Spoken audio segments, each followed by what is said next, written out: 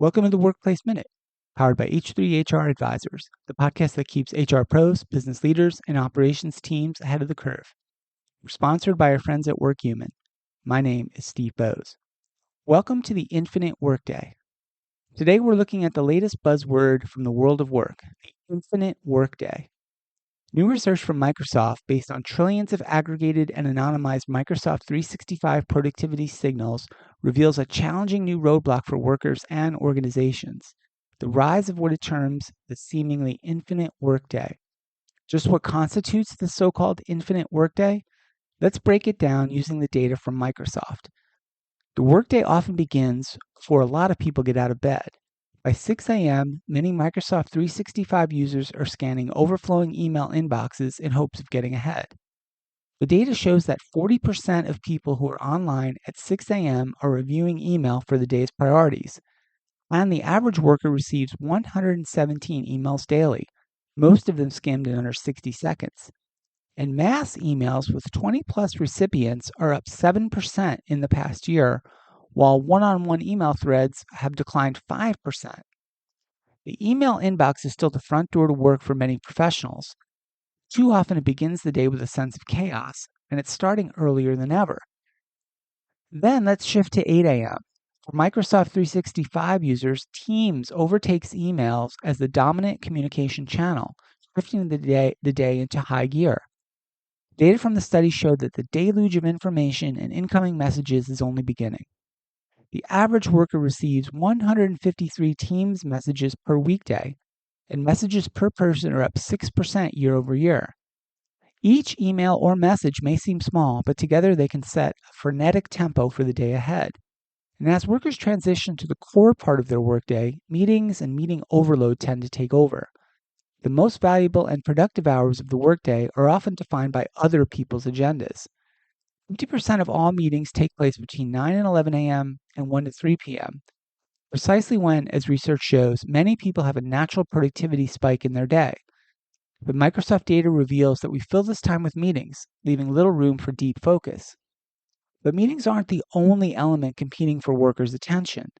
By 11 a.m., that's peak productivity time for many of us, messaging activity also surges, with 54% of users active. According to the data, it's the most overloaded hour of the day, as real-time messages, scheduled meetings, and constant app switching converge, making the focus on any one task nearly impossible. The data shows that then after lunch, there's a reduction in time spent in meetings and calls. During this time, Microsoft data shows that Word, Excel, and PowerPoint usage surge as employees attempt to focus on work like writing, analyzing data, and creating slide decks. However, on average, employees using Microsoft 365 are interrupted every 2 minutes by a meeting or a call or a notification. That competing digital noise doesn't appear on workers' calendars, but as many information workers likely will attest, it's deeply felt and counterproductive. For many, the workday now feels like they're navigating endless chaos, reacting to others' priorities and losing focus on what matters most. In a time where every hour counts, that drift in focus could quietly drain energy and inhibit productivity. And finally, the pandemic-era work-from-home concept of the triple peak lives on. Today's workday stretches well into the evening. Microsoft data shows that meetings after 8 p.m. are up 16% year over year, with global and flexible teams accounting for much of the increase. And it's not just meetings. The average employee now sends or receives more than 50 messages outside of their core business hours. And by 10 p.m., 29% of active workers are diving back into their inboxes, pointing to a steady rise in after-hours activity. And for some workers, the infinite workday continues into the weekend, making Sunday feel like just another Monday. The data shows a notable increase in weekend email usage.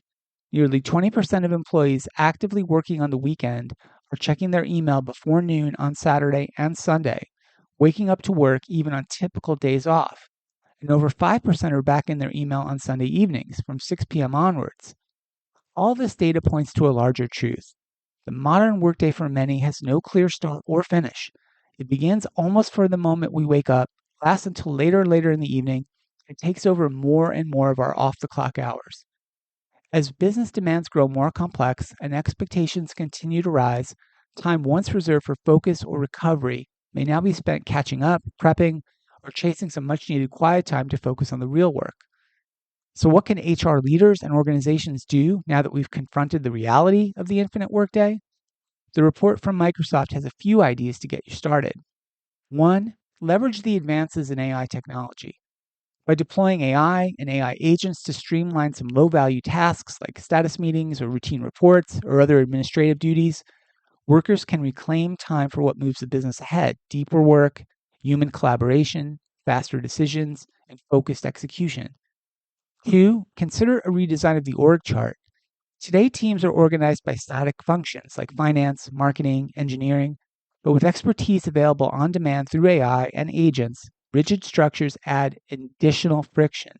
By pivoting from the functional and often bureaucratic org chart to the more agile and outcome-driven work chart model, teams can form around projects and goals and use AI to fill gaps and move faster. And 3, upskill around agent management. Microsoft clearly is betting on the future of work to be one where teams of human workers are augmented by teams of AI agents. Acquiring the skills to become adept at managing and driving the best outcomes for your AI agent coworkers will be critical to taking back your control over your work, your productivity, and most importantly, your time. For decades, the promise of better technology has been to make our work lives easier. We should be more productive, efficient, and less stressed and frustrated. Moreover, we should be able to get through the day's work during our workday, not having to rise with the sun and log in before bedtime or check email every weekend. The always-on culture of constant messaging, overflowing inboxes, and round-the-clock responsiveness is quietly eroding the well-being of knowledge workers everywhere. It's not just a matter of stress. It's also a drain on focus, creativity, and long-term productivity. Business leaders have a responsibility and an opportunity to rewrite some of these norms by setting healthier boundaries, modeling sustainable communication habits, and designing work with intention, taking advantage of modern technology. You don't just make your people's lives better, you unlock the kind of deep work, innovation, and engagement that drives real business success. It's time for all of us to do better and for the future of work. That's all for today's Workplace Minute. Want more on the future of work, talent, and tech? Be sure to hit follow or subscribe and share this episode with a colleague who cares about getting the workplace right. And we will continue to follow this and all the important topics and trends in the world of work here on the HR Happy Hour Media Network. This has been Steve Boese for the Workplace Minute, powered by H3 HR Advisors.